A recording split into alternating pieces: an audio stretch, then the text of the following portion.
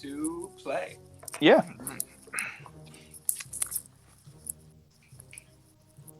I was expecting to have a few more. There's some people who said they might come, but they haven't shown, so I'm guessing they're not. In any case, 2-man A team here. For years now, there has been a civil war raging within the Dwendalian Empire.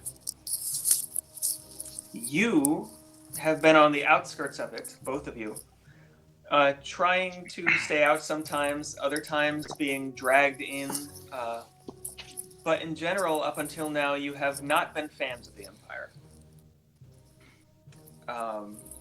Recently, a job was presented to you, both, having not known each other before, having been brought together as kind of a small crew.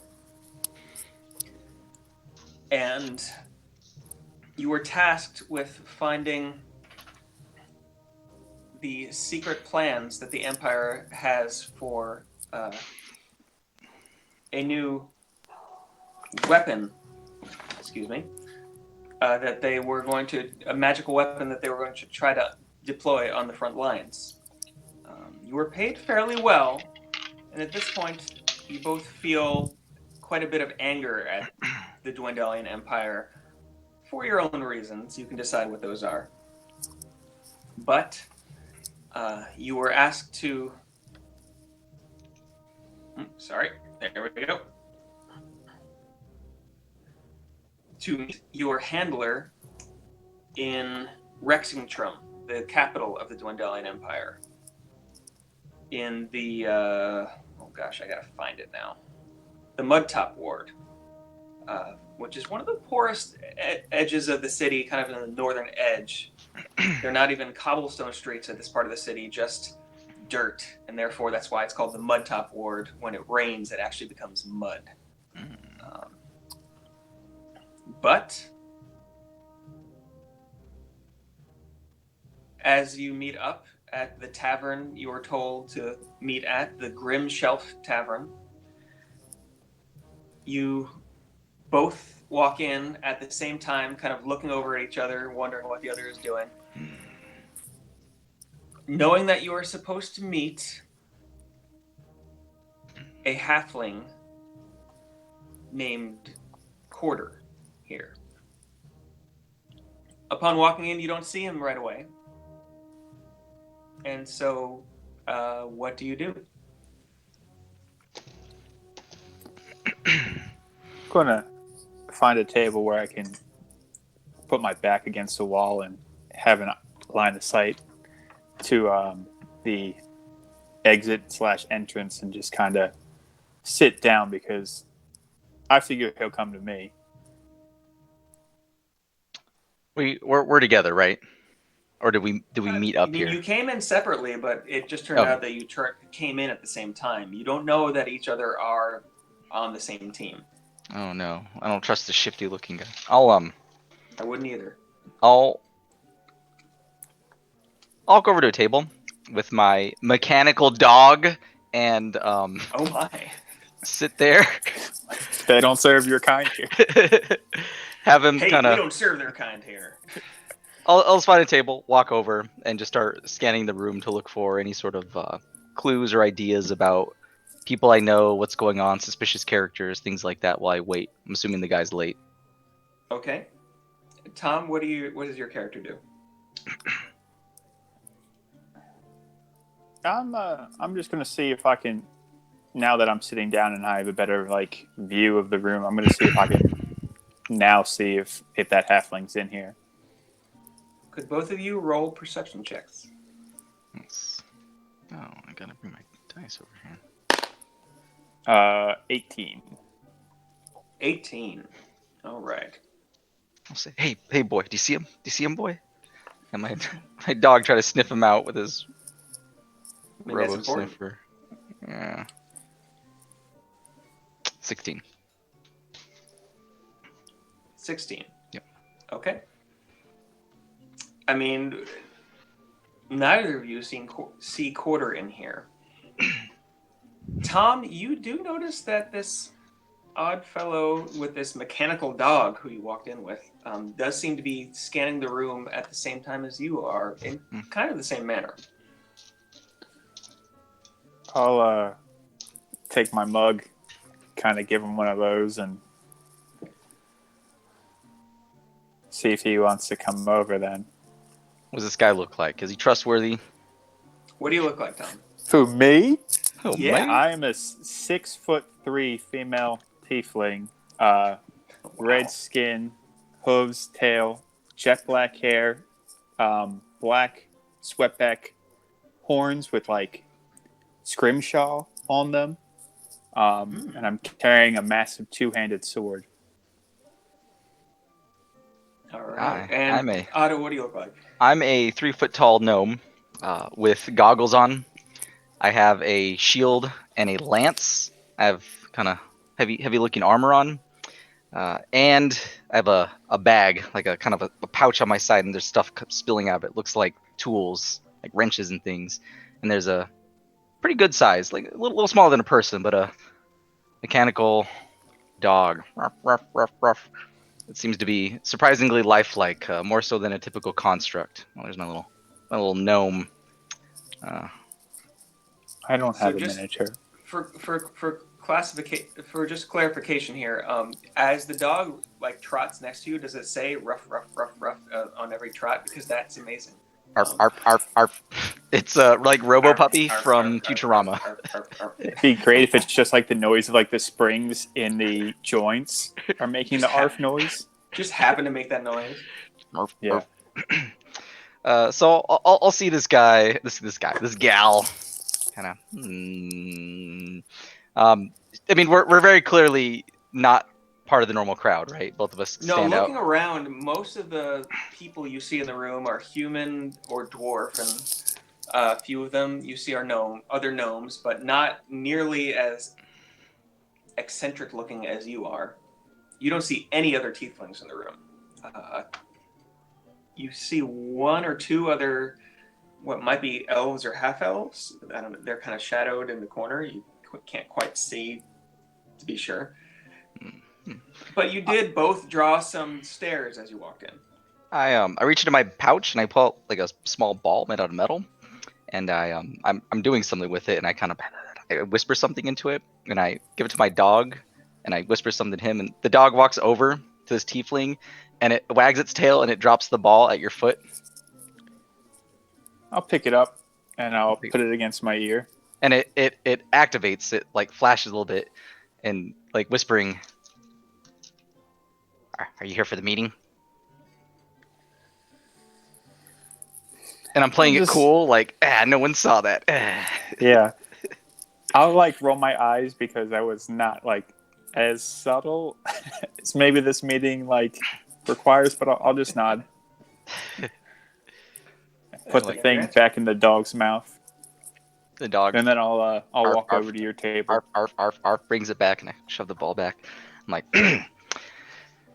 Gandhi Didymus, and I put my hand out to shake his hand. I shake your hand and leer. Typical the Empire, can't even spring for a decent section of town. Right? Wait, you work for the Empire? And I like slowly, we're fighting against the Empire, right? No, wasn't this an Empire job? I thought it was a job fight against the Empire. It's all the same. Yeah, Empire, rebels, it's all the same. And I'm like, So, do you see the contact? I don't see him. No, I haven't. Big old blue mustache. Twirly handlebar mustache. He's got about 5 minutes before I try to make some money elsewhere. I'll get up and I'm gonna hike up my belt that's holding all my tools, and I'll kind of strut over to the barkeep, trying to get some information. See any halflings come in. All right, walking up to the barkeep, you see a human with mutton chops kind of coming down, a little bit graying in the sides, who looks over you and says, "Hi, yes, we have a few halflings that come in, but I don't see any in here right now. Would you want anything to drink then?" Yeah, give me a mug of ale. So, none. I mean, lately, I'm here meeting a friend. Named Quarter. Know him? I can't say that I do. No. Interesting. And I'll kind of pay it while casually looking back to my tiefling friend and just give him a little mm-mm. The bartender immediately says, "And would you like anything to drink then?" Oh yeah, mug of ale. Kind Oh yeah, Yeah. it'll be a copper of, And a curry. Oh, and a curry for my and a curry. companion. Yes, Let me see. that's a typical dish in this region. Yes. Just so happens. No, it is not. Oh. Gonna go a little more south for that. But what you do get is a very nice plate of pierogies with some spicy sausage and some sauerkraut. It's just like curry, pay him and It's a variation Just on like feed. curry. Just walk like him over. And as he brings it up, he says, yes, this is all we have tonight. This is dinner. If you want it, then it's yours." Nah, thanks. I'll kind of pay him. Like, yeah, if you see this halfling, tell him, Sir Gendy was here looking for him, and I'll leave him a little extra tip, and I'll walk over to the corner booth we're sitting at with his pierogi and my little ale. Walking back. Okay. Awful brave giving out your real name there, friend. It's like, only cowards hide their true titles. It's not befitting a gonzman such as myself. Yep. Yes. Whatever you say, friend. And I'll. Are they waiting on the curry? I see you got your food. Oh, this is for you, friend, and I'll plop it down. Like, so what's the plan? And I'll just stroke my mechanical dog.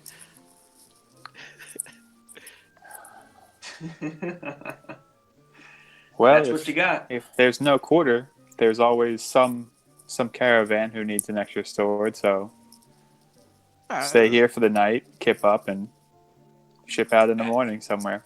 As you start to drink your ale and look at your pierogies and sausage, you hear a familiar voice to both of you pipe up from somewhere behind Tom's character, saying, "Oh yes, it's good to see you both here.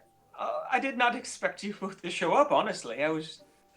And you turn to see a halfling with this flaming red hair going down in kind of a mullet.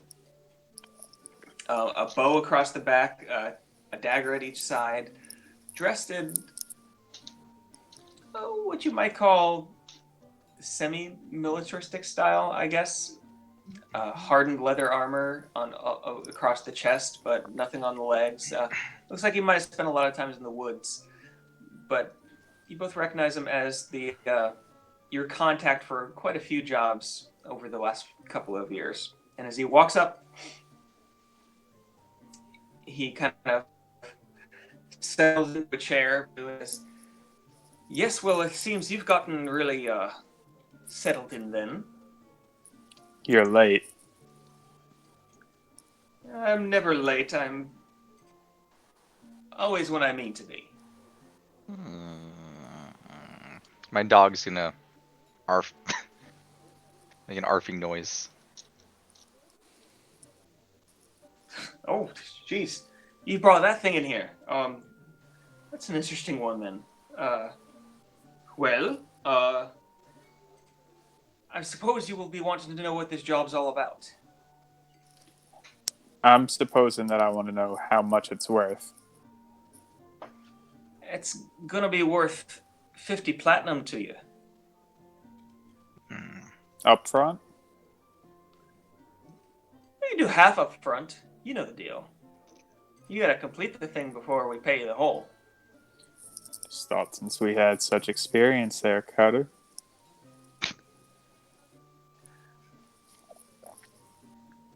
And also, I know you, and so I'm paying you half up front. Half is good. Fair enough. Give us the details. Let's go. All right. As he puts his hands out in front of him, cracking his knuckles, crack. All right. It turns out there is a weapon the Empire has been building. It should destroy whole cities at a time. Now, as you can imagine, those in the rebel service are quite worried about this. And so they've outlaid quite a bit of money for the two of you to go in, find the plans for this thing, and find its weakness. Now, this may or may not be possible, but you should find it in the candles. Now, the candles, as both of you are at least fairly aware, are an area of Rexentrum here, the capital of the Empire, where the Cerberus Assembly has their headquarters, basically. Several of the main members there have these huge towers that have over time been built up and remodeled over the course of generations, each one looking strangely different than the others, in some cases being a little bit odd to look at, and almost nauseating for some of them, as they were magically created and don't quite jive with the naked eye at times. The Cerberus Assembly, being a confederation of mages, extremely powerful mages that serve the Empire. Some doing this, some doing that, but during the war here, the Civil War going on, they have mainly been trying to develop weapons and propaganda, things like that. Quarter, if you're going to have me go in where all those wiggle fingers live, I'm getting all my money up front. I'm dying way down if I die. That's the only way I'm doing this. I have to be... I mean... Roll a persuasion check.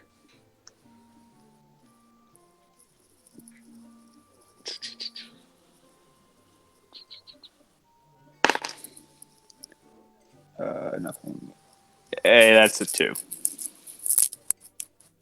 2.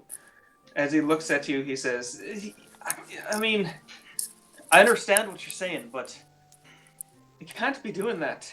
You can have my half. I don't care. As long as we're stopping the Empire. Gond wouldn't like them getting their hands on a weapon like this, so you can pay me after. Right. Would you? I mean, that means more money for you, right up front. That's fine. All right. Obliged. It's good to hear, because the Tower of 8 that you're going into is that of Trent Ickathon, the Archmage of Civil Influence. He is the great propagandist himself.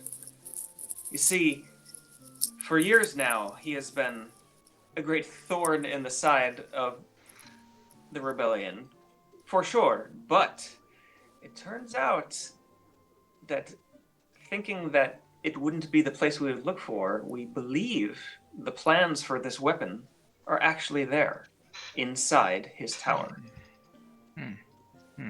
We're hoping that it may not be under as much guard as to not arouse suspicion. And so we're hoping, too, such as yourself, with your special, how shall we say, talents, may be able to get into this place. And how exactly are we gonna break into an Empire stronghold? Well, we have a couple of uniforms for the both of you, and we know we can get you into the front door, or the back door, with some of today's security passwords. Past that, it'll be up to your ingenuity, which I know the both of you are fairly good at. Look at him.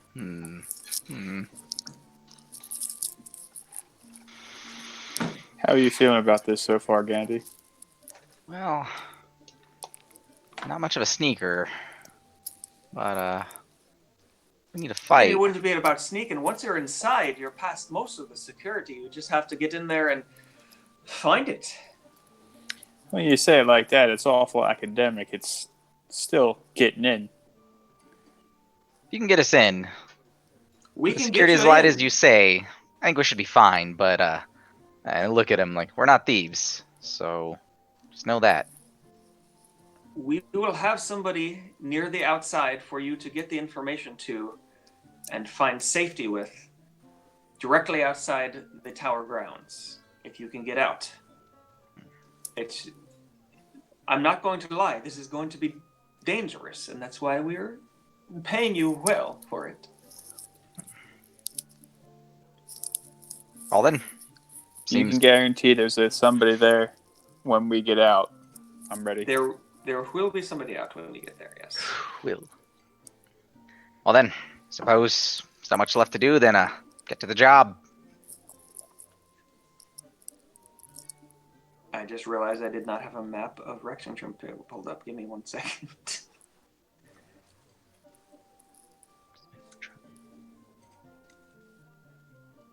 I really like working in the Exandria world, which is the Critical Role universe, and I've noticed. like I've watched a lot of it, and also I like it. There's enough lore now where it's easy. That's why Yeah, I like Forgotten Realms because there's so much lore. Anything you need. There is, but now there's 2 source books out for Yeah, from exactly. Critical. Oh no. Scared him away, Tom. What can I say? I'm like a 6'3" tiefling. They're very imposing. Scary. Got hooves. Step on him with my hooves. Hooves. He was having some computer problems earlier, so hopefully it's just a little update. So how's it going? Pretty good. You back in doing stuff yet, or are you just going in and sitting at your desk doing nothing all day? Well, I mean, we're putting books away and reshelving everything and sanitizing and whatnot. Okay. Tomorrow we'll probably shelf reading because there's probably a fair bit not where it's supposed to be. But yeah, I was in Friday and I had 6 carts to put up. Oh, that's good. Yeah. Katie from Riverside is in my my home game for D&D, and she says she just goes and she's just sitting at the desk with nothing to do all day. Yeah. So they took care of the work right away. Yeah. How many? I mean, are all you going back? Are you staggering? Tomorrow or? it's just me, and yeah, we've been staggering. Oh, okay. I mean, you're a lot bigger, but I mean, she says it's her and her, John, and person. And I mean, there's not enough work for 3 people. There's not enough work for 1 person, let alone 3 people, right? Oh no.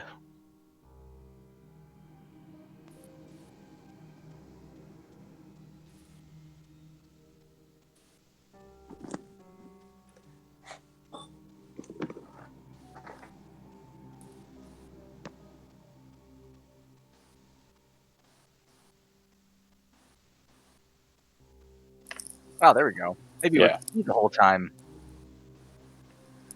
All right, can everybody see me? Yeah.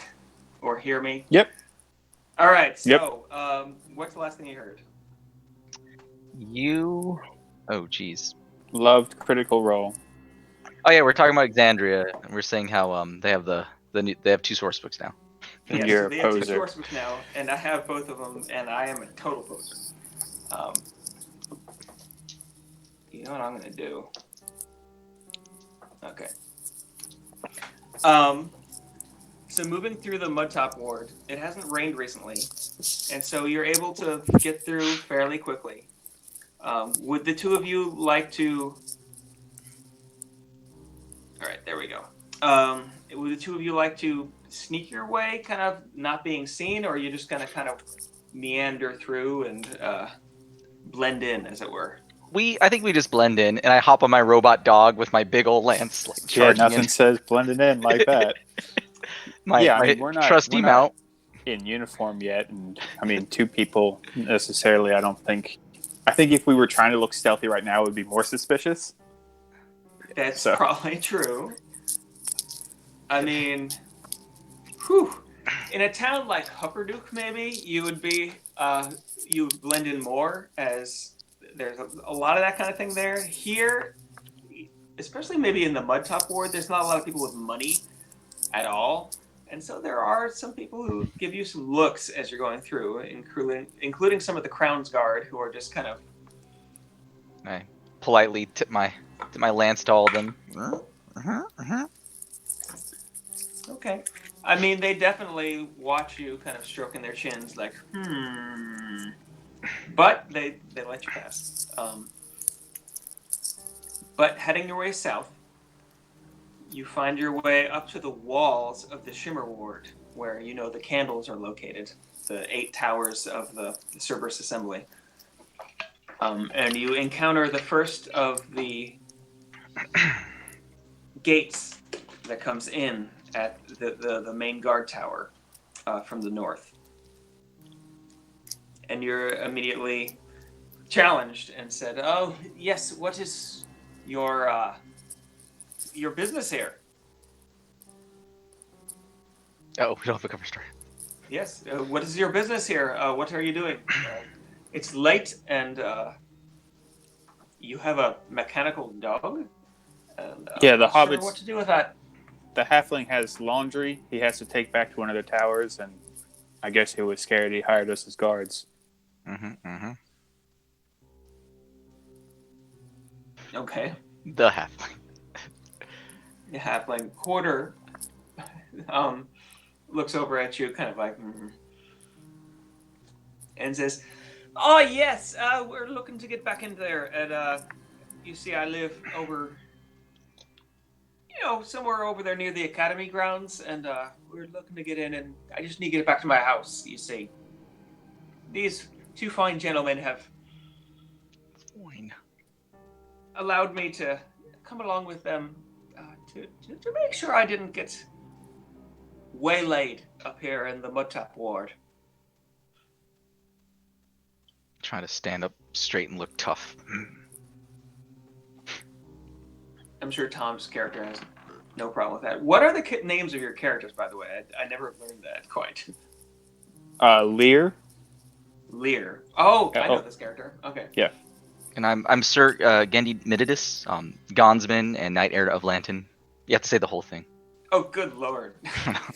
Gendy. Sir Gendy. That. Sir Gendy. Okay. We're doing that. I like that, though.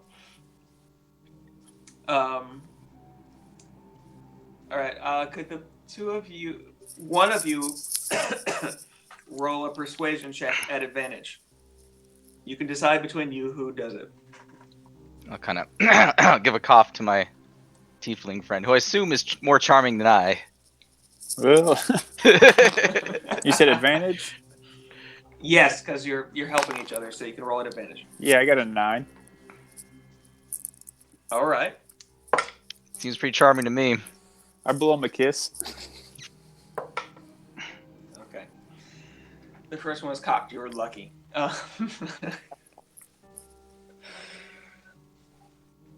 So, looking at you, the Crown's Guard says, "All right. Not quite sure about this, but looking over at Quarter, who is fairly well dressed, even in kind of that militaristic leather armored style. It is nicely embossed and things like that. And so he says, you can go through. And he likes to pass. Coming into the Shimmer Ward, it is a world apart from the Mudtop. Rather than these mud or dirt streets, these are cobblestone or sometimes brick streets, very well laid. In some places you can see where it's been even recently repaired and kept immaculately straight and level. The buildings in here are much larger. Some you would even consider palaces. Off to your right, you see a low wall around a large part of this ward that seems to have very similar buildings in it.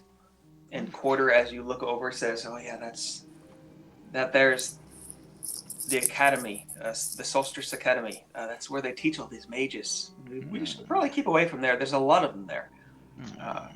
But over to the left, he gestures, and looking over, you can see 8 towers, none of them matching the others. Some very smooth and conical to a high top, even going up into some of the low clouds that are overhead tonight. Others very angular and sometimes going out at even like 45-degree angles and then back, and almost, if you were in today, you would almost say pixelated in the way they look. Another looks like it might have been built of entirely volcanic rock, and so on and so forth. These things just looks totally different than each other. And as you move into the Shimmer Ward, Quarter kind of leads you off to the left around what you can see is probably the residence of the ruler of the empire here. The castle Ungebrach. In the very center of the city, a huge castle complex with 30-foot granite walls around it. Many castle guards around.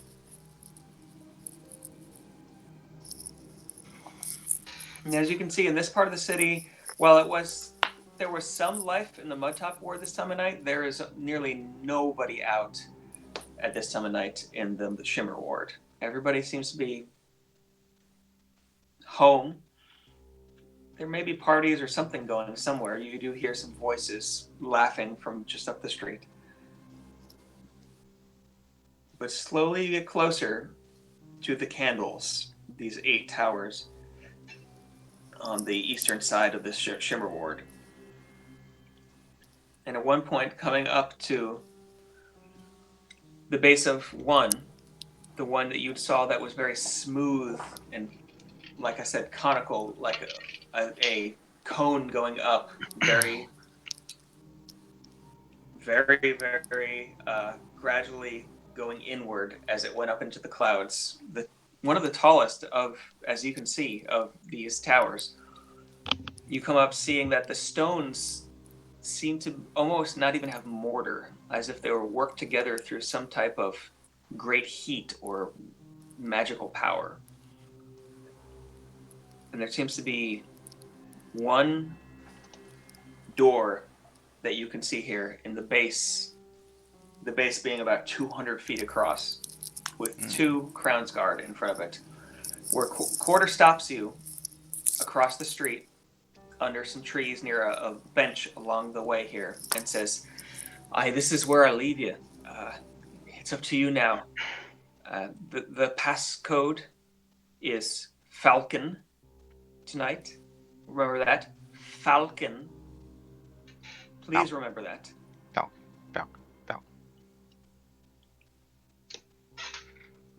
They will say back to you, thunder.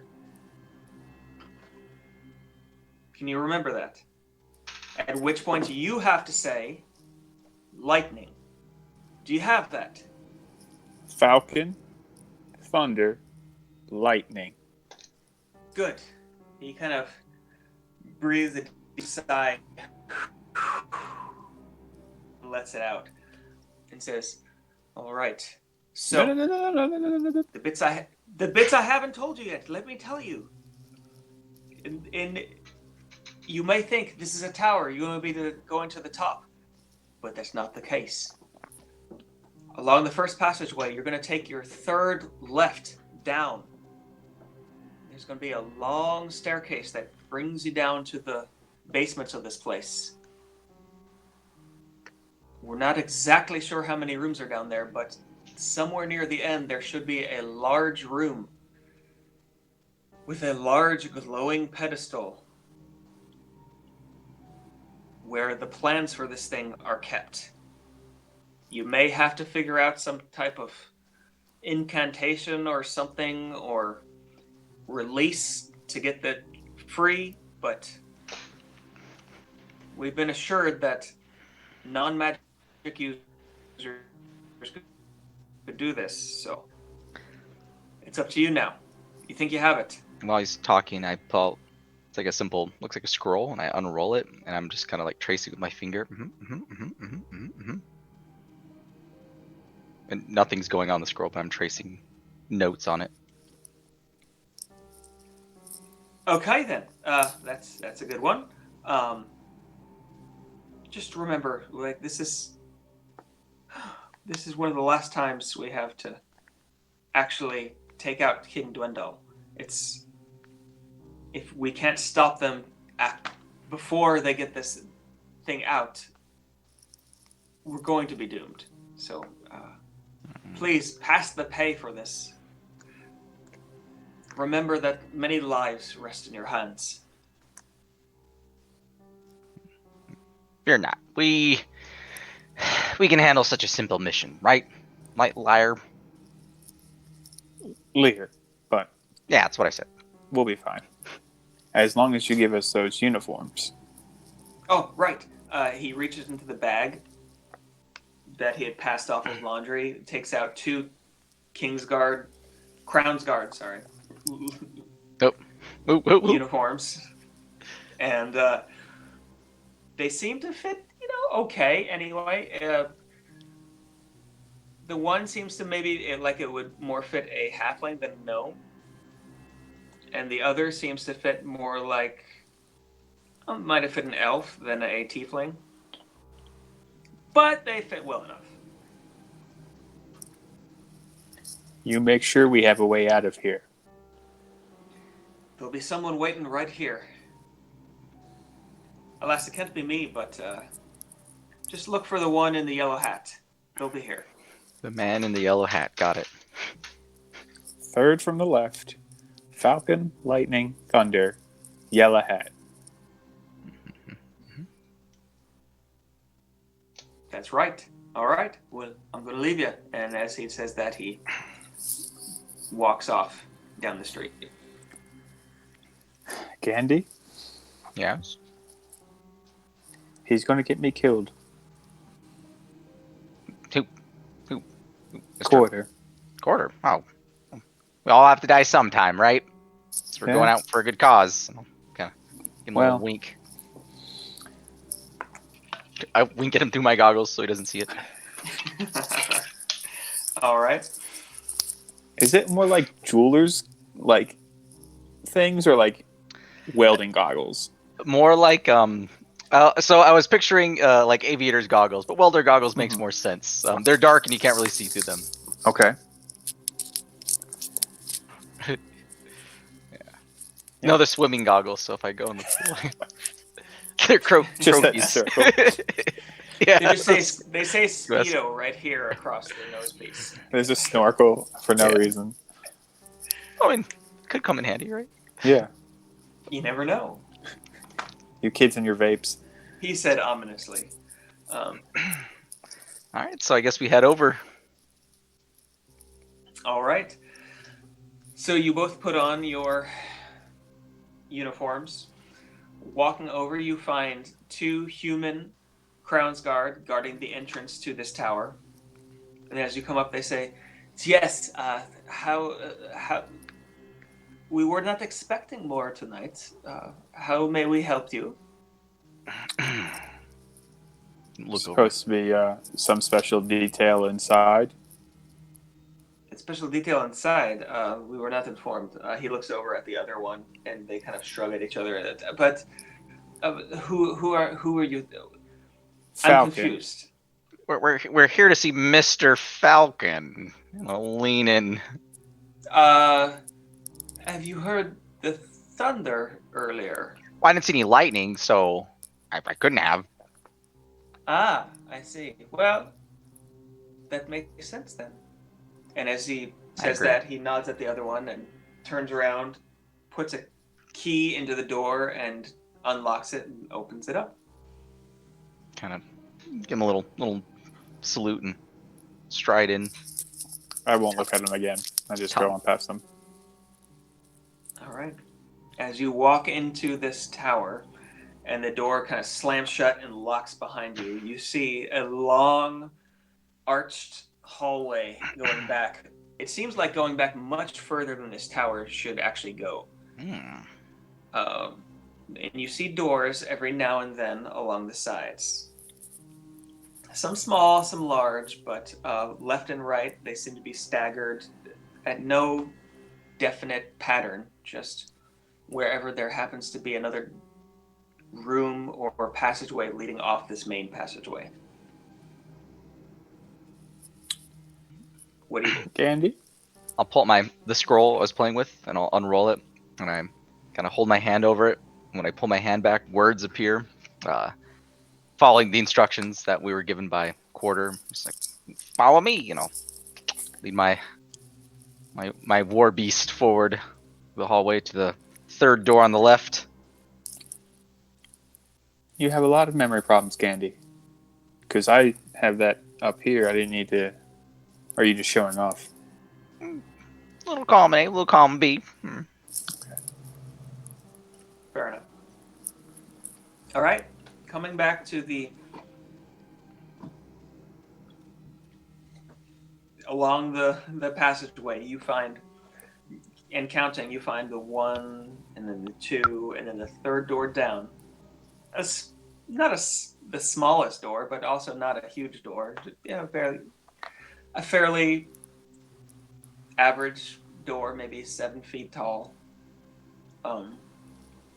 In this huge passageway leading off. It's not even locked.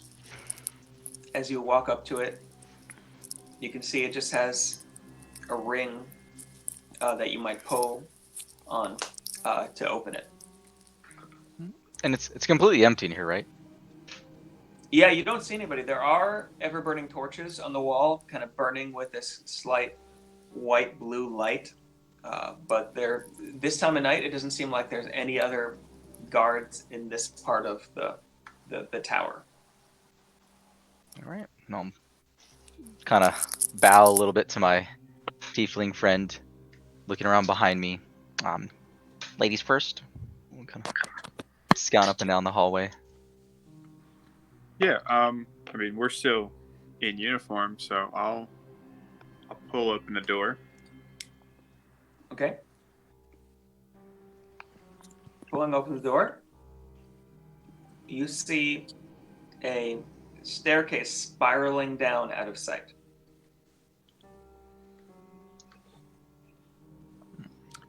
Fairly well lit as well, although not as well as the passage up here. It seems that the torches along the stairwell are more widely spaced, and so there's some areas that fall into shadow. I'll start down. Act like it's, just another day, another shift. I'm following him. Nonchalant. Okay. So, make my way down. Order of who's going down in this passageway. It's only really about 5 feet wide. You really can't go shoulder to shoulder very comfortably. So, who wants to lead the way? I'm going first. I got the rear. Okay. There it is. All right.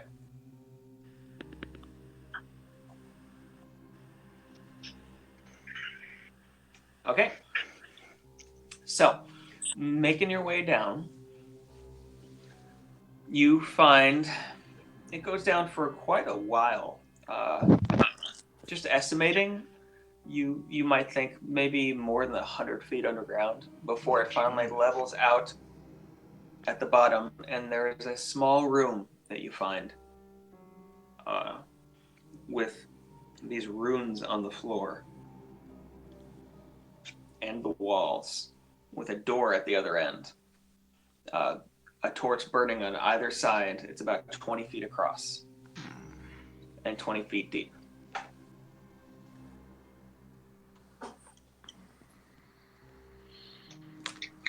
Do you recognize these symbols? Roll an Arcana check. All right. In Arcana, Or an intelligence history related to alchemical object or technological devices. Arcana. That is gonna be a 17.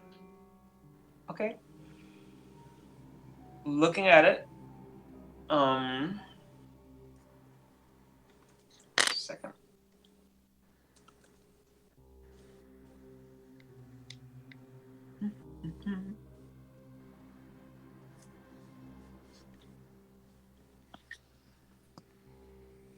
Sorry, I lost my thing here. I gotta find the tab.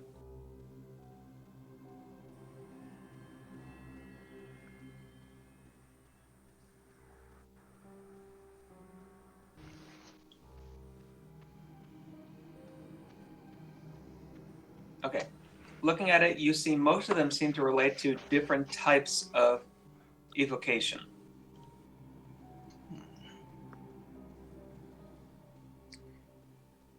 And you said they go like in a circle around the room perimeter, and then there's Well, the door.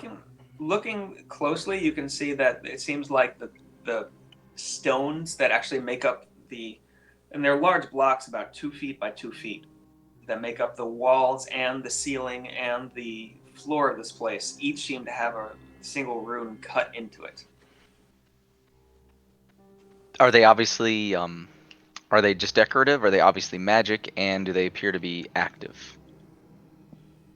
They're definitely, obviously, magical in nature.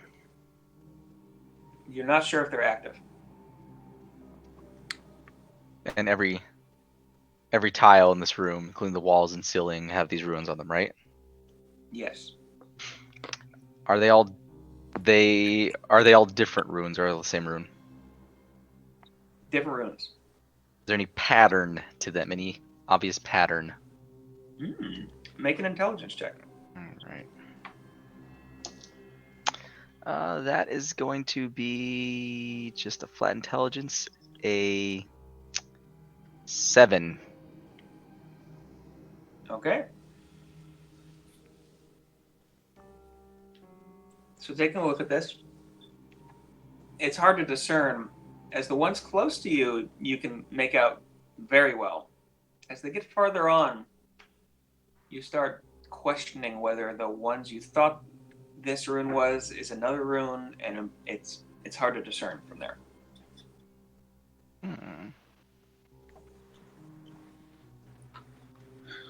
Well, Gandhi, Any thoughts?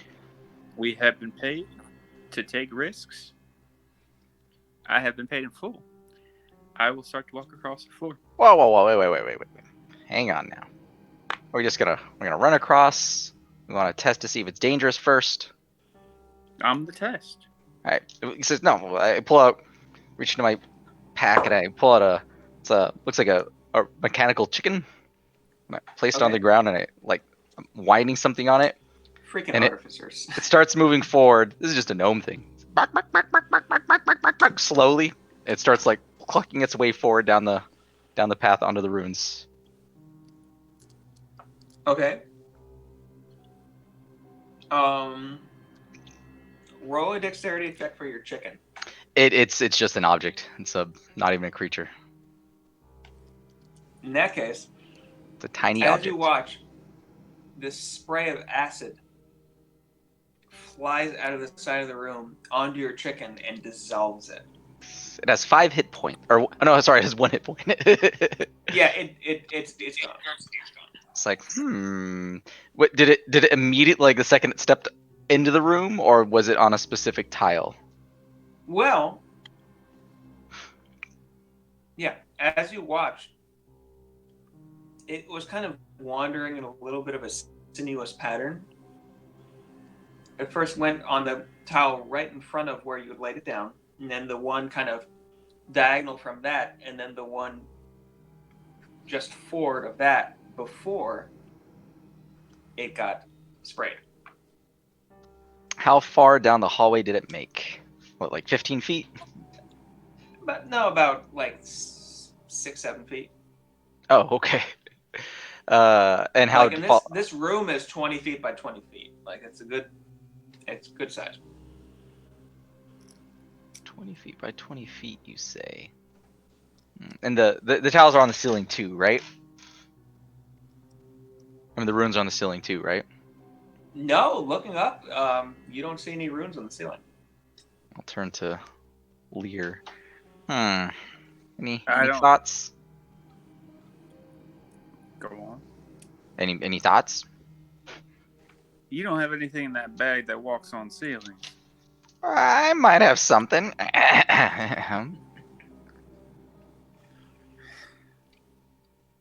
I can get it up there, would you Okay. be able to get that door open for us?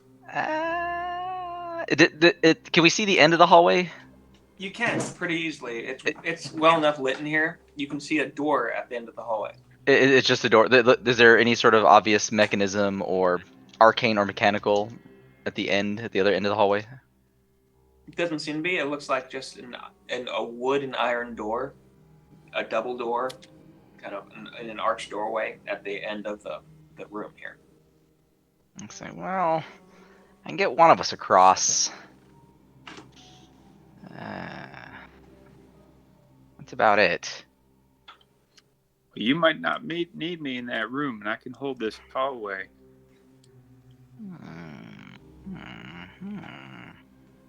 And if you do, I'll just come running.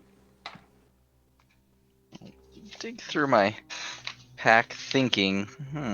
Well, I could no. Well, and there's.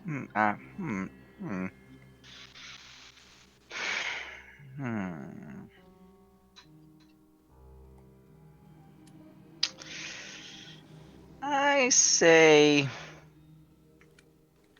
let's just make a break for it. Let's run, see what happens. That's the razor. All right. All right. The only option I have is I can float one of us over. Suppose maybe two of us.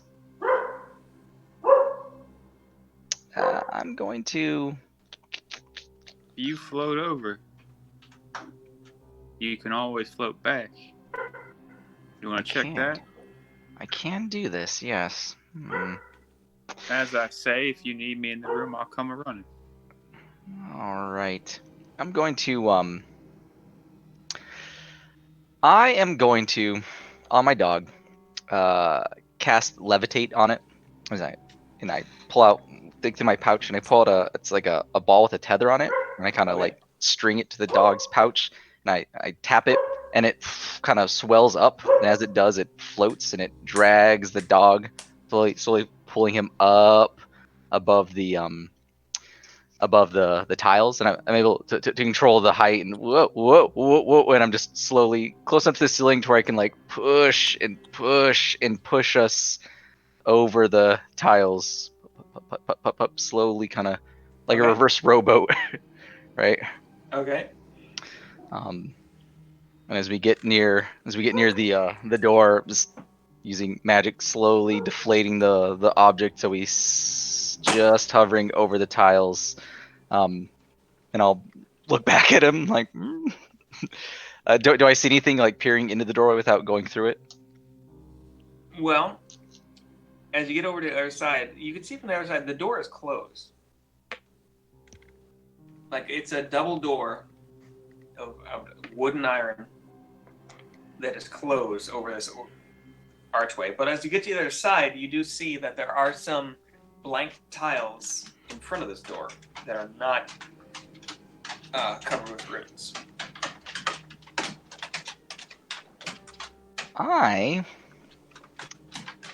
I'm gonna look back, see like my friend, and as I was crossing, did I get a better look at these tiles? You did, yeah. Any new information I learned as I was kind of floating across, trying to figure out what's going on with him? I'm trying to focus to see if there's some type of mechanism, some way to either prop the tiles up or dislodge them, or disable them. Make an investigation check. Right. That is a 19. All right. As you get over all the way to the other side, you see that there is what looks like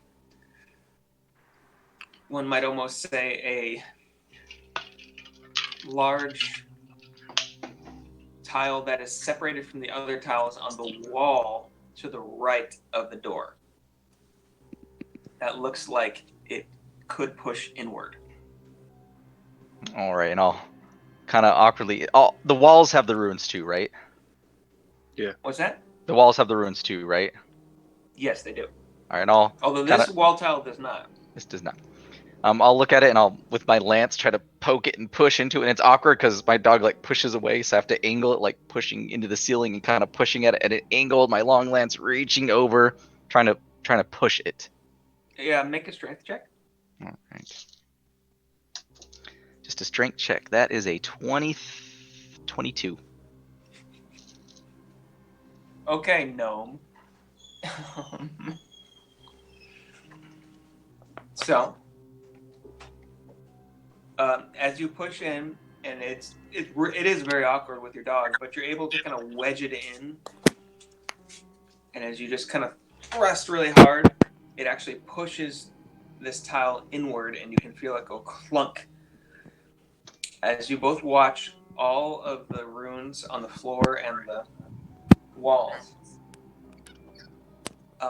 disappear. I'll kind of wave them across.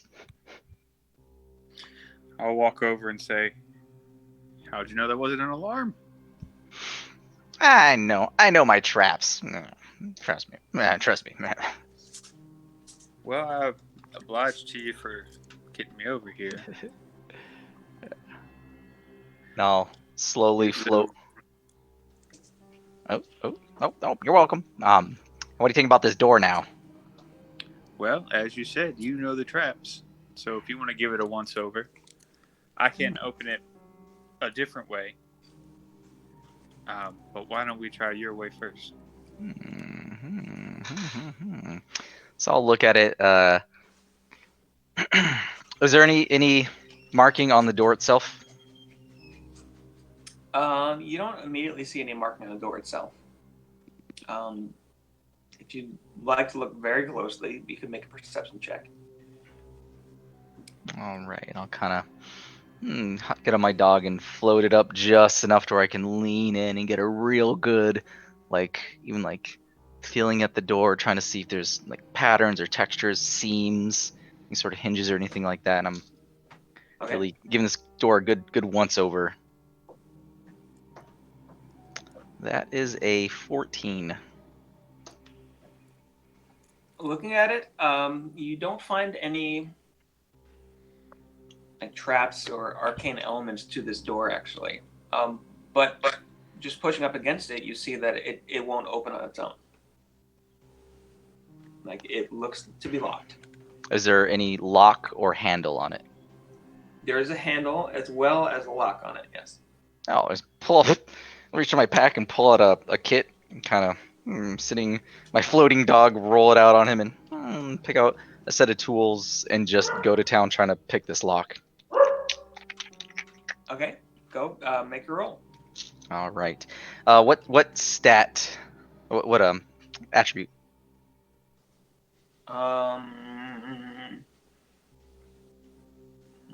So I'm proficient in thieves' tools and tinker's tools, and I'm using them interchangeably. Right? Yeah, it would be sleight of hand. All right. Sorry. No, it's right. I was just thinking about it because sometimes it is a little different, but yeah.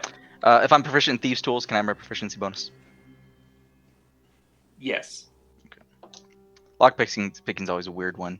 That is going to be a 5, 6, 7, 8, 9, 10, 11, 12. 12. 1, 2, 3, 4, 5. Yes, 12. Sorry. They're all over the place. All right. So it takes a minute, but you are able to get this open. It wasn't an extremely complicated lock. It seems like they might have been depending on the trap beforehand to keep you out. Kind of hear the lock click, pull down and lower my dog down to the ground and walk forward. Does the door swing in or out? It swings in. All right, so I'll swing it just a crack, kind of peer and see what's in the other side. Okay, make a perception check. That is a 13. All right, looking in, you see a well enough lit interior, again with those ever-burning torches. Mostly empty. Probably a good, maybe 100 feet long by 50 feet wide, this chamber. At the very end, you see a couple slightly shadowed columns rising up to the ceiling. In the very center of the very end, you see this glowing, slightly raised round platform. A glowing red. Something floating right above it, kind of small. And it's just off the ground, right? Yes. Yeah, maybe a couple feet at most. All right. I'll look over like, I think that's what we came here for. I agree, but I don't like it. Is there anything conspicuous? I'll open the door all the way. I Kind mean, of show. there's 4 floating pillars there, and I mean, I understand that they're saying they're hoping to get by, hidden in plain sight and all that, but I don't like the way this room feels. Well, do you notice any? Yeah, it's floating and there's pillars, but it seems like a normal room. Has any red R ever meant anything good to you, Candy? Oh, I'm assuming that's what we're here for. No, I know the parchment is floating, and you said like some red. It's like red light that's Thing? levitating it up a couple feet above the ground, yeah. Yeah. It's just magic. Magic's mostly for show. Yeah, trust me. Okay. Well, I get your dog when you die. Come on. Do you agree to this, Gandhi? Oh, he's gonna die a couple days after I do, so sure. Well, for 3 days, I'm gonna have a good friend. This sounds like a good deal. I mean, it other than the obvious features, I mean, does the floor appear to be trapped? Are there any sort of markings around? It's just a floating scroll. It looks, as far as you can see, yeah, there's 2 columns, one on either side, and a small, slightly raised red glowing platform with glowing light holding up this scroll. Gandhi, I don't have a good feeling. I think were we to take that scroll out, somebody's going to know about it. Well, we just gotta make our getaway then, huh? Yeah. All we got to do is get through that room, up those stairs, where I can't use my sword because it's too narrow, back out that other hallway, past those 2 guards. I guess you're right. No problem. I guess I'll trying to think. I don't think, just do it. Well, I might have some tricks to figure out how to handle this situation.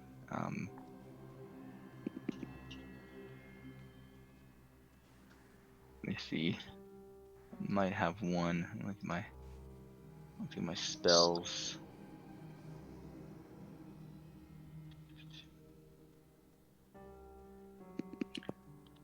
I am going to look at the scroll. I'm going to pull out a Oh, this is a weird one to think about. I dig through my pouch and I pull. It looks like a disc, like a little disc. And there's almost like a nozzle or something on one end. And I'll. How far away is the scroll? It's about 100 feet off. All right. How big does the scroll look?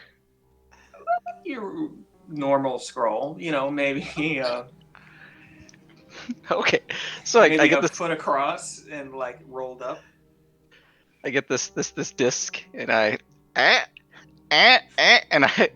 I toss it and it magically flies across, attaches to the scroll, and I cast catapult on it and make it fly 90 feet toward us. Okay. Let me look up something real quick.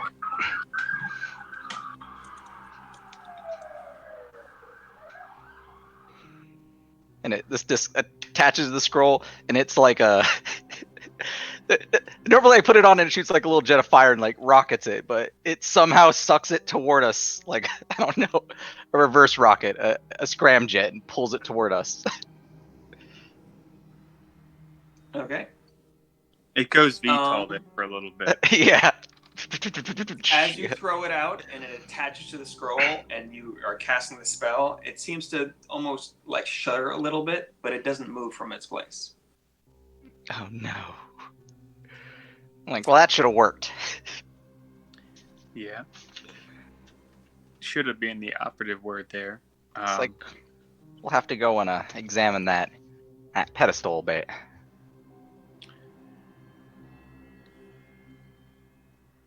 Yeah, I'll look at those columns if you want to look at that pedestal. Sure. Kind of float over. I'll just walk. I'm like rowboating it on my dog, like using my lance to pull myself across the floor, even though I'm touching the floor anyway. Would you like I could push you along? Oh, that'd be great. Yeah. like air hockey. I slide. As you two come up to a little bit more than halfway through the room, you suddenly hear a thud as both the doors back where you came in come shut. Hmm. Well, And you hear a laugh. You hear a laugh throughout the room. Just you thought you could get away with this. Oh, we're just here to examine the scroll. Don't worry. No, I'm still making my way to it. You're here to, well, steal our secrets. We're not stupid. But I'm you just know going what? to take the. You're gonna what? I'm just going to take the Empire uniform off. It's rumbled at this point. I'm getting You take it back. off, he said. Yeah. The voice says, "You know what, though? I'll give you a chance. I'll let you choose the form of your destruction, Old age. and I can see into either of your minds. So, Trial by combat. I yell. so."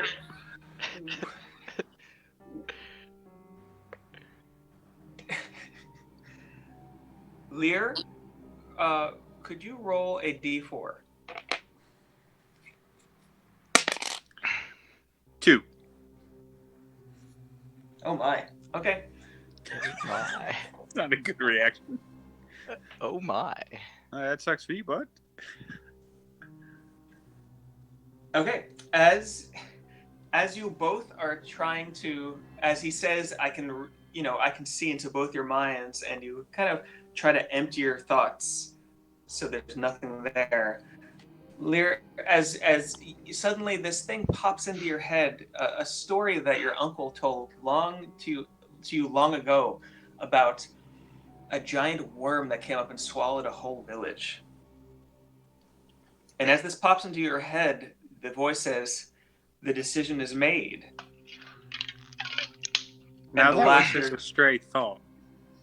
continues. It was. But as this happens, you hear a rumbling start in the ground, and up directly in front of you, bursts through the stoned floor and this ceiling is fairly tall in this in this chamber. A 20-foot tall purple worm bursts out of the ground. And give me 1 second.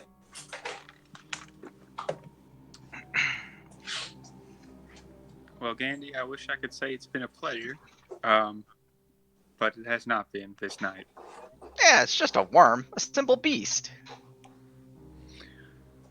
Sure, Gandy.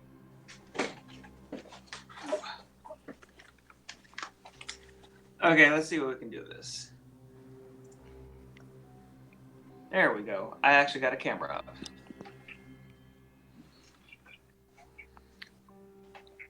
Oh, hey. It's a cool model. I got that one. I like that one. It's a good Yeah. one. It's even purple. And as it does, could you both of you roll for... Sorry, my brain just... I was doing something.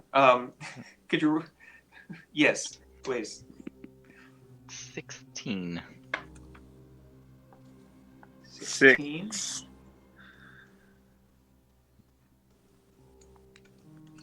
And 6. Oh, that works out well. All right. Gandhi, you are up first. All right, and I charge. And I like float down for a minute, and I will just go all out. Charge.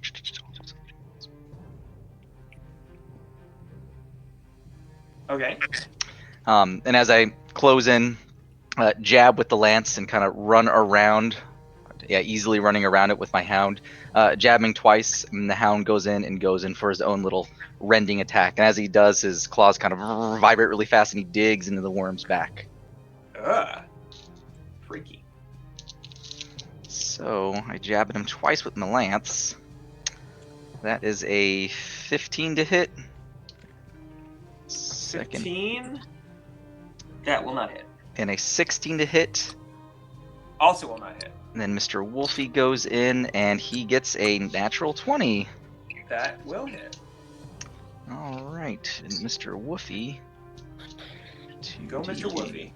Mr. Woofy. That is a 15 damage, 15 force damage as he vibrates fast and tears through the creature's carapace. As he kind of tears into it a little bit and little pieces start to fly off, the worm kind of shifts back a little bit. And is that your whole turn? That is my... That's my turn. I wrap around him. I'm basically flanking him where from where Lear is. You're gonna wrap around the worm? Yeah. All right. Kind of my back is to the pedestal. One sec.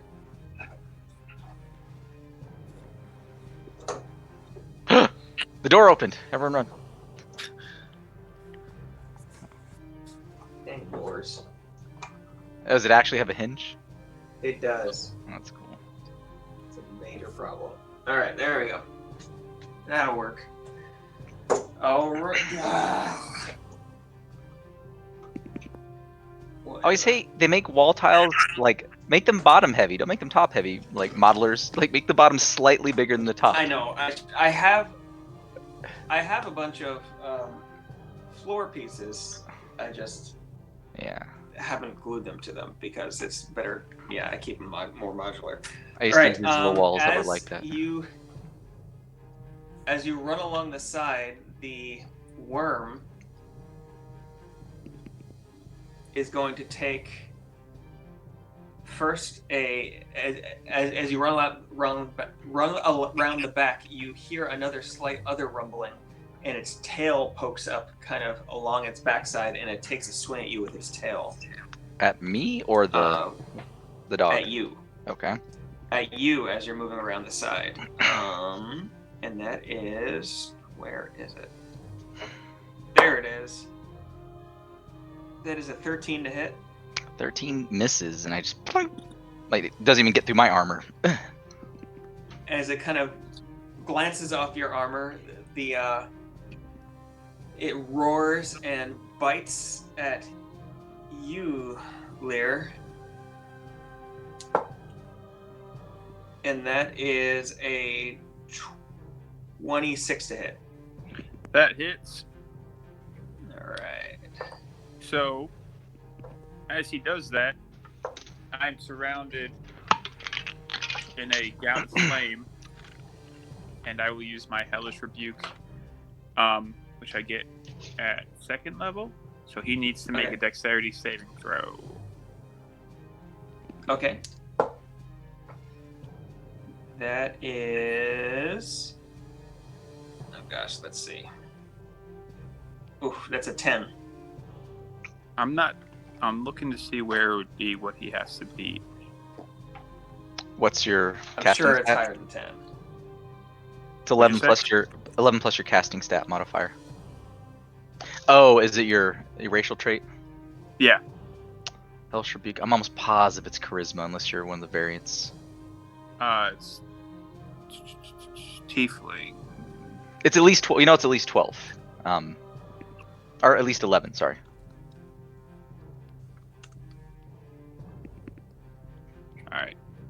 What do you roll, Tim? 10. So it's 11 plus whatever your mod is. So he fails Yeah, for sure. so you I Charisma. definitely failed. Yeah. Yeah. So I now get to roll 3d10 fire Mhm. damage. Say 1, 3. So he takes 10 points of fire damage. Takes 10 points of fire damage, but you also take the damage from him, correct? Yeah. All right, and that is 13 points of piercing damage. Okay. Could you also make a dexterity saving throw? No.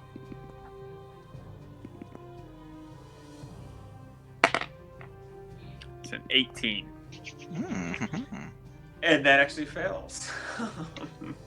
Okay.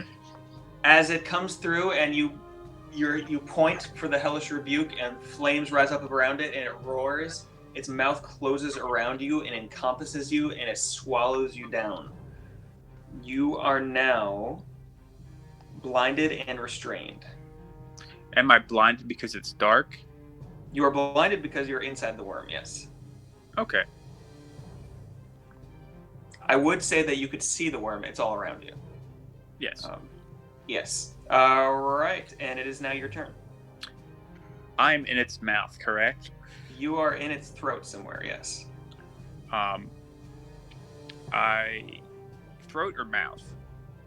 I'm gonna say like somewhere in you're swallowed, so you're like going into the throat. Segment number 3.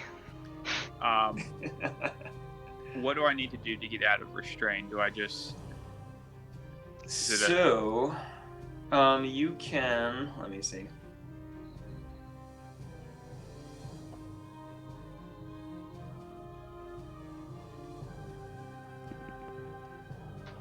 There is no saving throw to get out.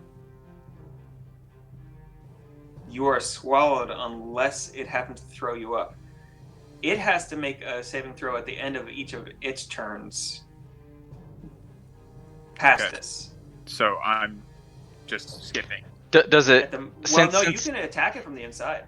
Since it got hit on its turn, does that count? If I can hit from inside, that's cool.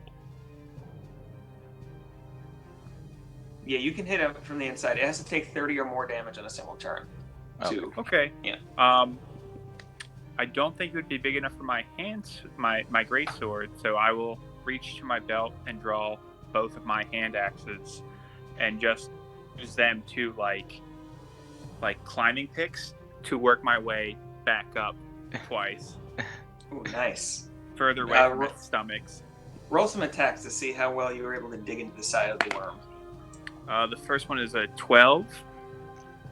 Okay. That does not hit. The second one is... Oh, whoops! I'm 24. sorry. Crap. Can I? I wasn't paying attention. My dog can use a reaction to give disadvantage on attack rolls. It's too late for that. Never mind. Just keep going. Second one's a 24. 24 hits. Okay.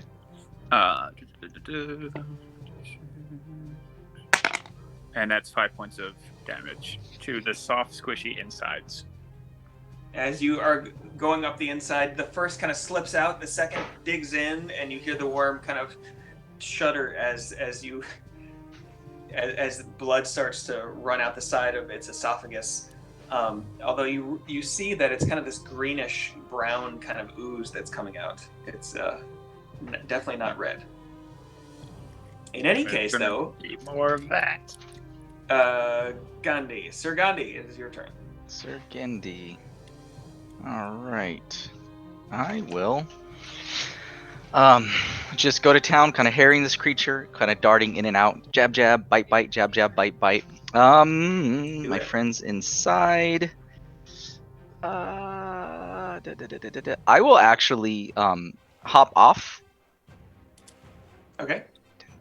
And run around the beast and kind of flank him with my wolf partner to try to get some sort of advantage. Like, let go! Unhand him, beast! And me and the dog are just like attacking him from all angles. Do I get something for trying to flank him? I mean, I'll say that your dog counts as a ally. All right. So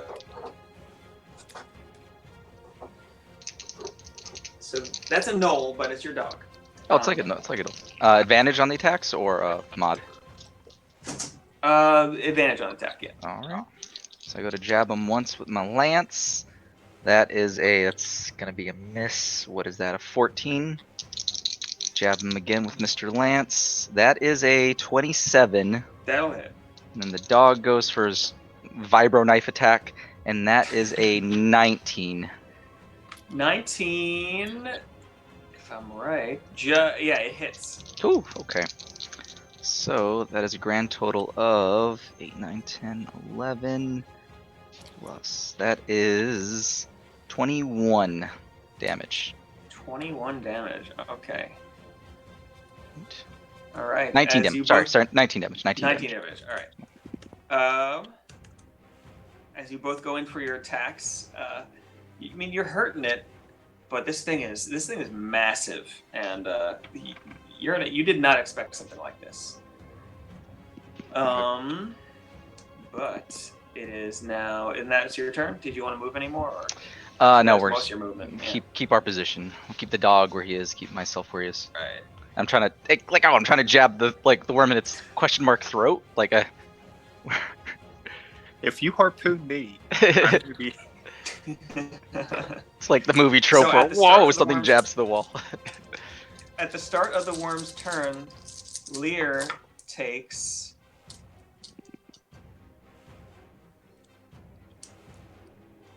Lear, you take 18 acid damage. Okay. As it's trying to digest you, as the stomach acid is like shooting up from inside the esophagus and starting to burn your feet and shins and calves. It's painful. But it makes a bite attack at Sergendi. All right. And as it does, my dog jumps on it and does its best to try to pull the massive worm out of the way, using his reaction to give the worm disadvantage. All right, worm has disadvantage. It's good because the first one was a natural 20. Ugh. The second one was okay. The second one was a 16, which brings it to a 25 to hit. And as it looks like he's about to strike, I hold my shield up, and the shield, like Iron Man style, grows and grows and grows and grows, and it turns massive as I cast the shield spell to raise my AC to 26. Okay. Your AC is double mine. What are you? Are you a fighter? Yeah, because there was 25 to hit. Okay, and as it does, like it goes in to hit, and like the shield comes up, and its teeth kind of dig into the side, bend the metal a little bit as it comes up, but it doesn't hit you. And then it stays big And like as it that. kinda So I have shakes its head. this like wall in front of me. Yes. No. Its tail goes after your dog Dog, no. for 20. That's a 27 to hit. That will hit him. And let me look that up real quick. 36.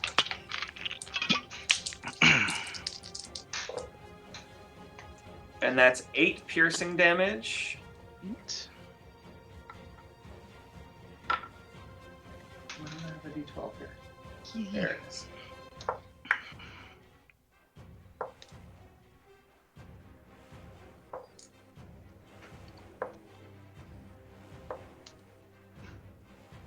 And 31 poison damage. So he's immune to poison, and I'll yell out, "Oh no, my dog's one weakness, poison!" And I'll kind of Okay. keep I figured attacking he him. was, but I was Yeah. going to roll it anyway. Okay. All right. Coming up then, it is Lear's turn. I'm going to rage. With this thing's mouth caught on, he's like coming down to bite at the gnome. Yes. I guess that changes the body, and Little Lear bit. would like to use this opportunity to like push herself up into the maw Mm-hmm. and then use her sword to pierce the soft palate of the upper mouth. Ooh, okay. Yeah, go ahead and roll for attack at advantage. Worms don't have soft palates. They're all soft. This one does. Uh, I say that in character. the first that's pretty one good. was a 16. That does not hit. The second one is a 24. That will hit. All right. So that is Are you frenzied attacking?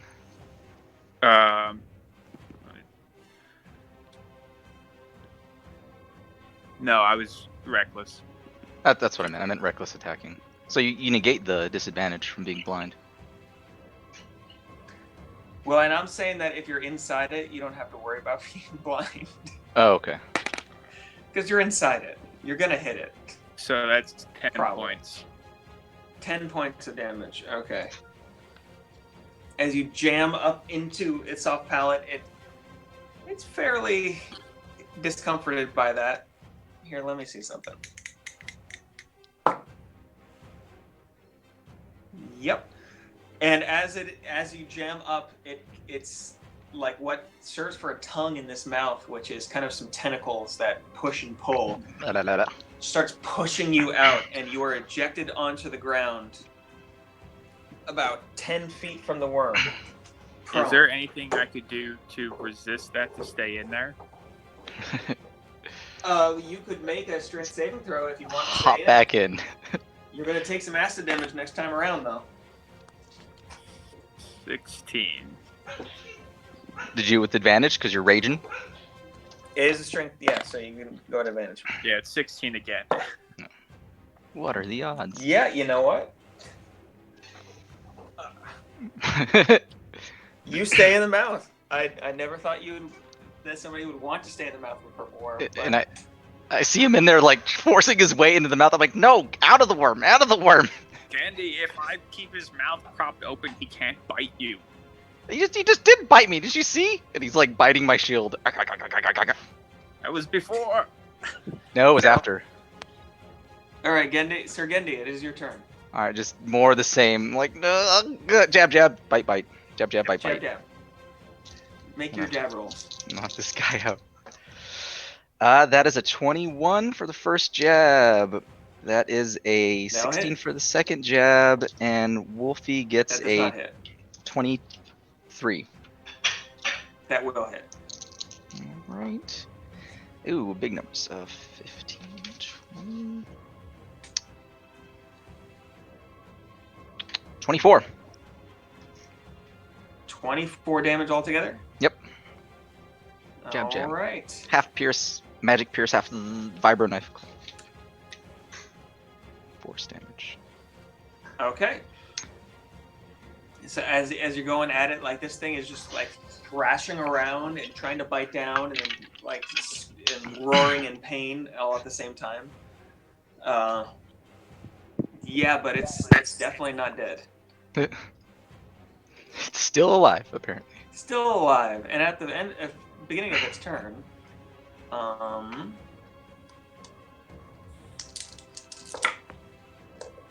Lear, you take 22 acid damage. My body comes out of the mouth. As the unconscious body of Lear is ejected from the mouth, as acid heaves up and kind of splatters on the ground in a little pile. No. We'll say you land somewhere over here unconscious. Does the worm's mouth close? It does. Does it drive my sword further in? No, your sword, because you had such a raging grip on it, came out with you, actually. Raging grip. That was worth a shot. Raging grip. I know, it was worth a shot. As it makes a bite attack at you, Sir Gendy. That is... And immediately the dog, arf, arf, arf, arf, arf, arf, tries to... Oh, that's only a pull it 12 away. to hit at you. Oh gosh, that does not hit, does it? No. The tail stinger comes out once again, and that is a 21 to hit at the dog. At the dog, that hits the dog. And that is 15 piercing damage plus some poison damage that doesn't matter. All right. 18. All right. It's my turn. It's actually Lear's turn. Lear, could you make a death saving throw? Oh, 8. 8. That is one failure. All right, Sergendi, you're all up. right. And I'll get up and I'll jab, jab, jab. And like in between jabs, I throw a small, looks like a ball out of my pouch. And when it lands on Lear, it starts electrifying him, trying to jumpstart his heart. And I heal him for 6. All right, Lear, as this jump starts you, 6, you said? Yeah. As this thing, and you come heaving back up. You are prone on the ground, but you are at 6 hit points. And I take two stabs at my lance. First one is going to be a 12. Second one's going to be a 24. Second one hits. All right. And that is a big fat 12 piercing damage. It's like 12 piercing drive. damage. All right. And my dog hunkers down, and you see like the plates on his body, like an armored house, like window sheets go over his body as he tries to defend himself. Okay. He was in defense mode.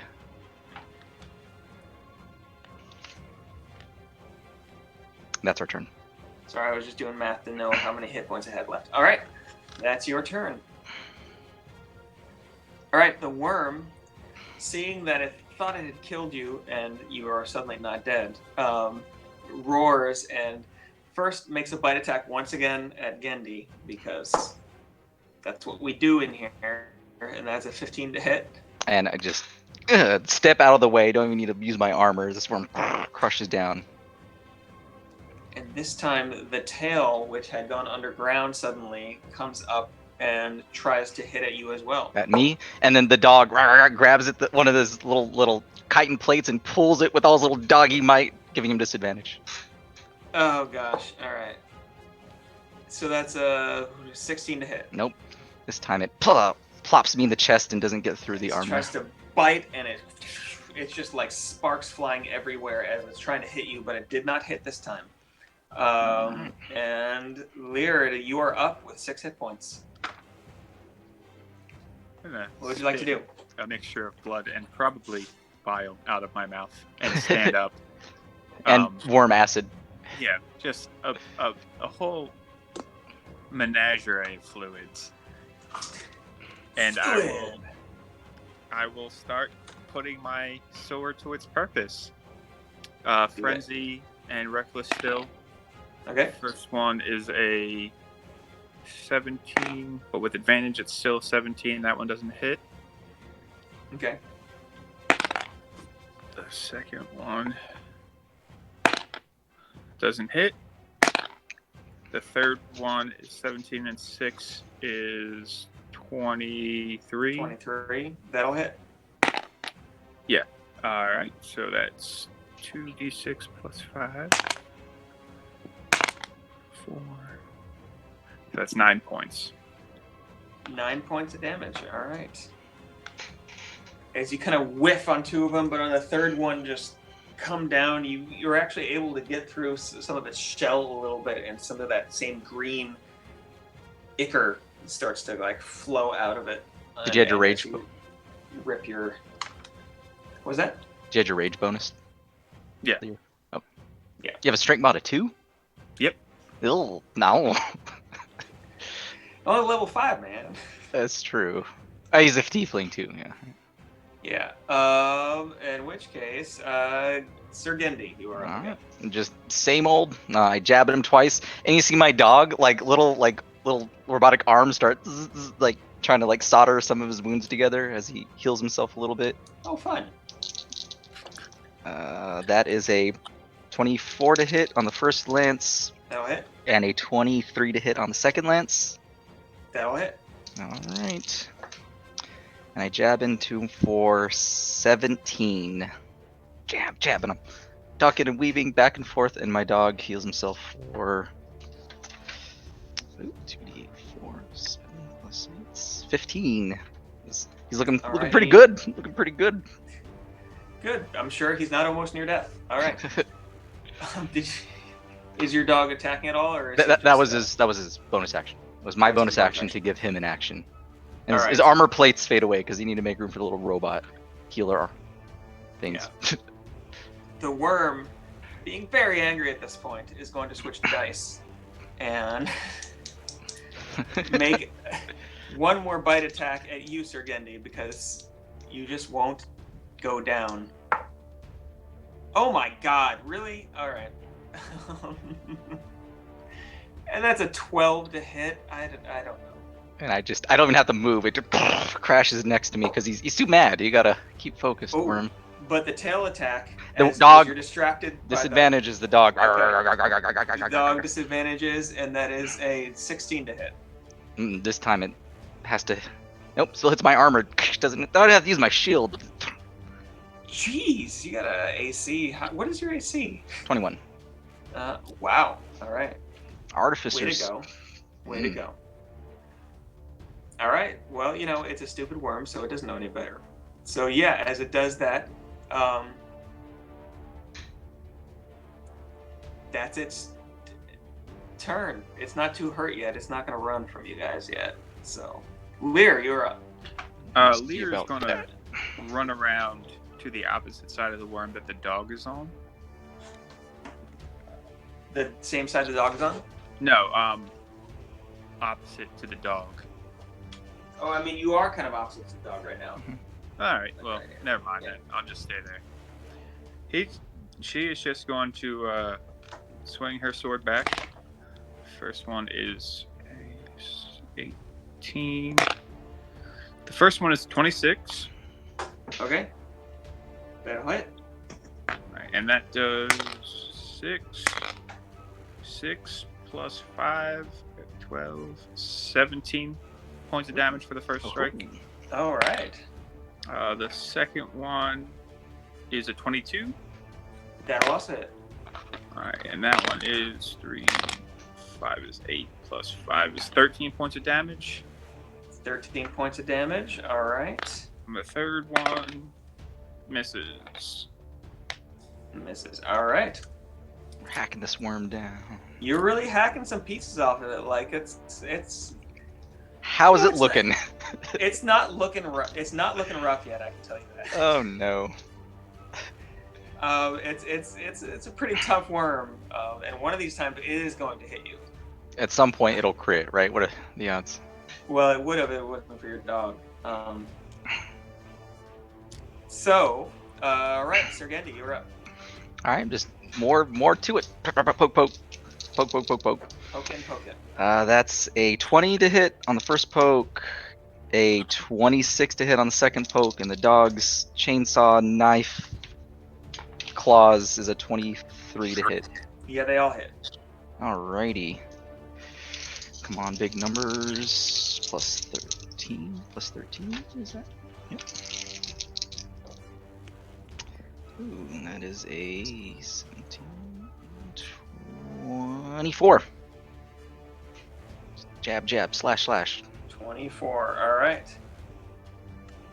That's a pretty good round. Yeah. As it does, just jabbing and slashing, like it's just writhing around at this point.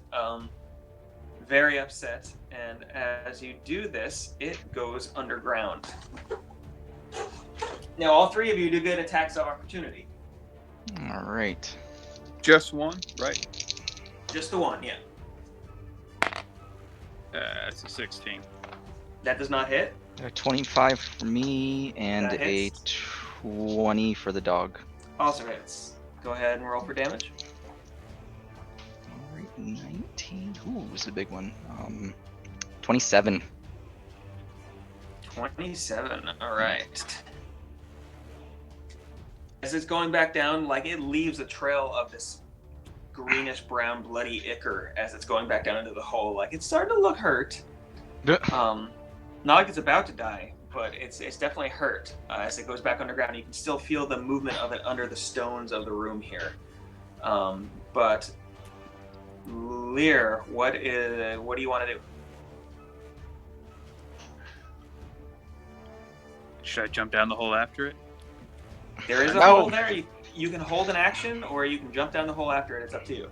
Get the scroll. I say scroll. Yeah, I'll run up to the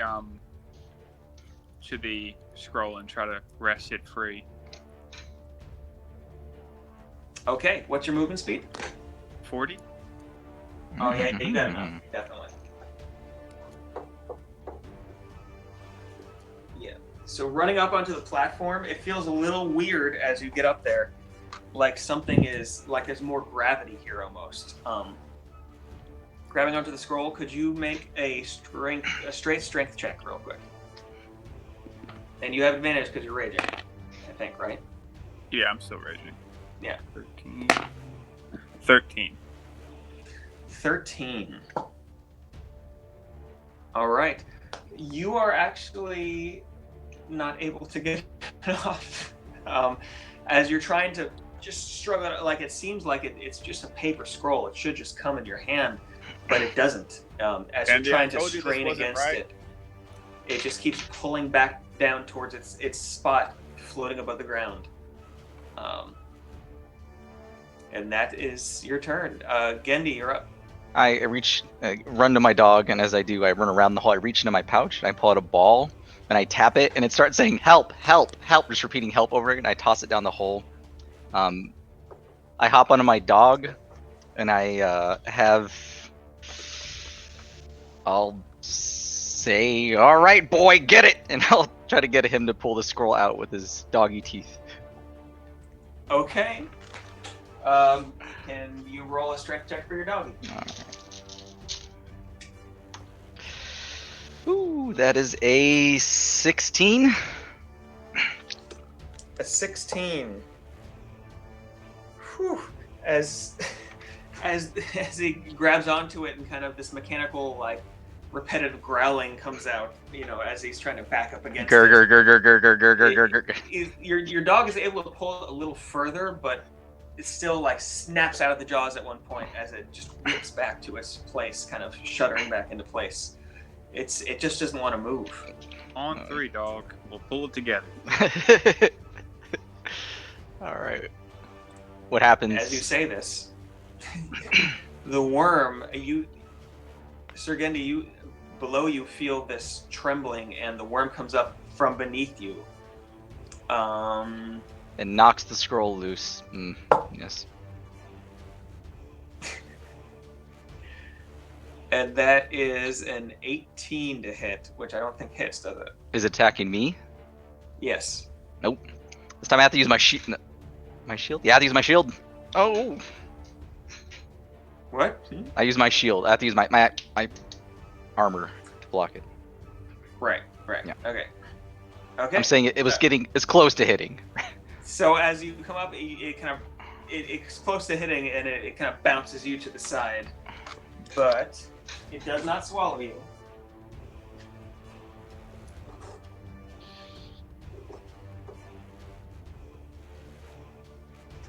Its tail comes up and tries to hit at you. And the dog At the same time. chews on this, small 90-pound dog somehow distracts the tail because of disadvantage. All right. Well, that's a 16 to hit on both of those.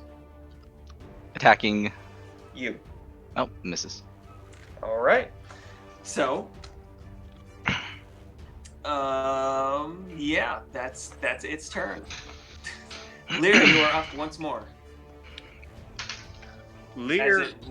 As it kind of rears above you, and yes. Lear draws a javelin.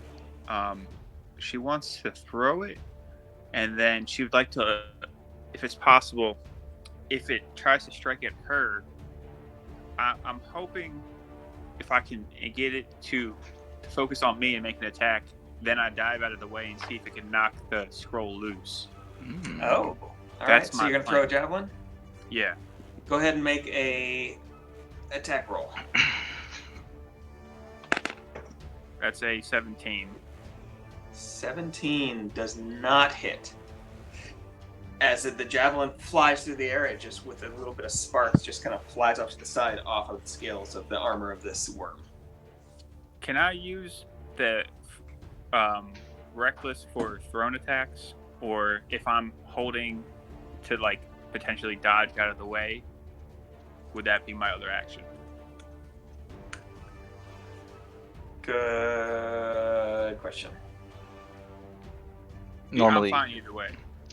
hold action. Like if you make an attack, you can do 1 or 2 more attacks with the bonus action. Hold action is its own thing normally. Yeah, hold action is a whole action.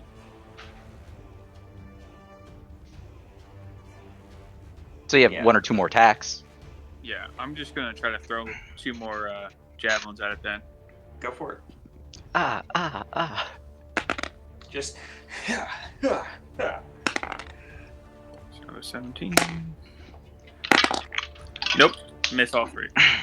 All right, as you're not, usually you're just used to chopping at things, and this thing, trying to, you have gotten its attention, you just haven't heard it. It's kind of just like swinging around as it kind of bats them to the side with its head. But Sir Gendy, it is your turn. All right, we'll loop around. I'm staying on the dog. We'll loop around. Is he engaged with it, or does he need to be in melee range of it? I mean, he's not. He isn't. The dog is not in melee range of the worm. The worm is in melee range of the dog. What I mean, I'm talking about Lear. No. Okay, then I'll hop off and derp around it to flank with the dog, and just go to town on same old combo. Okay, go for it. Stabby stab.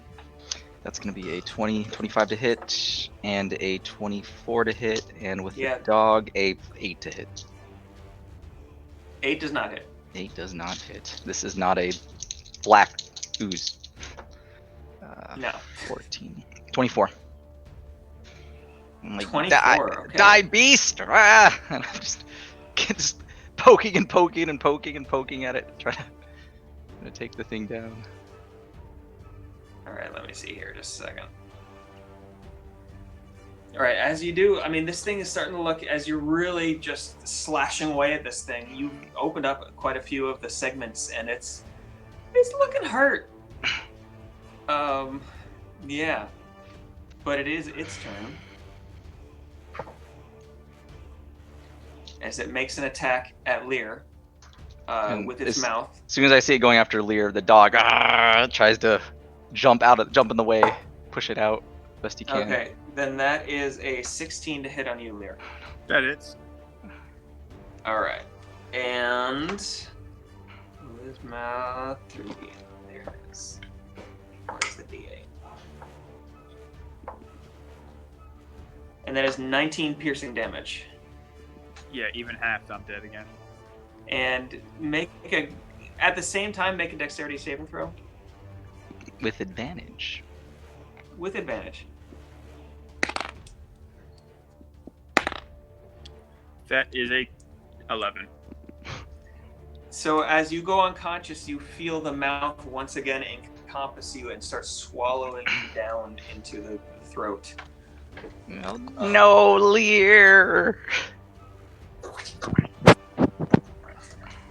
As this tiefling you did not know an hour before is swallowed down. Swallowed again.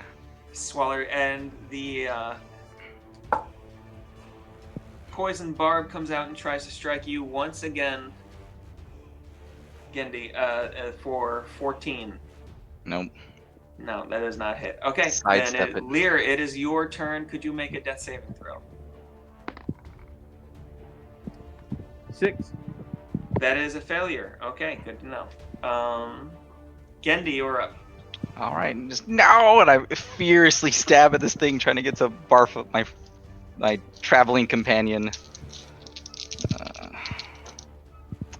That is a 21 to hit first lance, Hits. and an 18 to hit second lance, Just hits. and the dog misses with a 15. Okay, so the first 2 hit. 23 damage. Just jabbing and jabbing. No. The Oh, dog's gosh. slicing and slicing. Okay, As you do, just coming across, yeah, two more times, you're able to really get far into one of the segments, and as you rip it out, you see the entrails of this thing start spilling out onto the ground, and it falls, knocking over part of the wall. No, you're underground. It doesn't do that. Cave in. Cave in. Oh wow, I didn't paint the bottom of that one. Okay. No one sees the bottoms. Well, you do now. As it falls down, like flopping onto the ground, you defeated this thing. Although your accomplice is still inside. Oh, it doesn't slime out. No, he's still inside. And I immediately I try my best to rush in and quickly get in as much as I can to try to heal him. So getting in there just a little bit of like about 6 feet into the mouth, like you actually have to climb in, but you can feel an arm. And pulling out, you're able to slide her out. Totally unconscious and definitely fading fast. And I'll pop another little patch out of my pack, and it jolts again. How much healing you got? For 8. 8. All right. Whereas you gasp back to life on the ground, covered in this ooze and still kind of stinging from slime all over you. You're once again back in the land of the living. Welcome back. And so we want to get this scroll. I'll start. So go ahead and make. Who wants to make a strength check? I'll go and try it. Crack my knuckle. Oh, okay, you're gonna go. I mean, unless you want to. Say, Argyle, help him, and my dog's gonna assist you, trying to pull on you while you're pulling on your tail while you're trying to pull the scroll. Start rolling all the dice.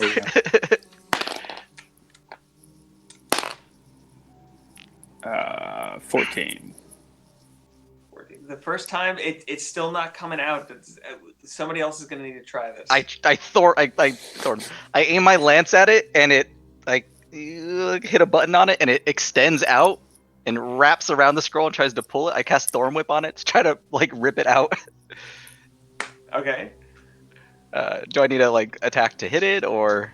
That's a good question. Let me see here.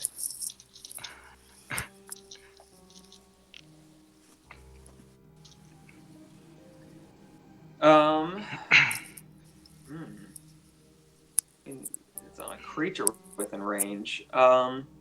You do need to attack to hit. Yeah, go ahead and attack to hit it. All right. That's 17. Yeah, that'll hit it. It pulls it 10 feet toward me if it can. It does. Just a second. It also damages it a little bit. It does.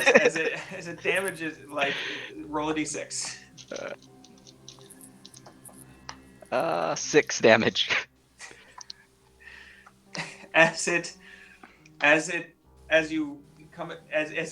thorn whip throws out and comes back, it does bring it to you, but as it does, it gets close to you and it kind of shreds it in half. I'm like, oh no! As one half of the thing lands on either side of you. And I immediately pick it up, pull out a toolkit, and start casting mending. No. I start trying to repair it. This little magical toolkit, little spider arms, try to sew it back together along the seam. I'll say you might be able to do that. It is a single tear. No. And I'll do that while hopping on my mount and saying, let's go, let's get out of here. So as it starts, it actually mends most of the way back together. As you are running out,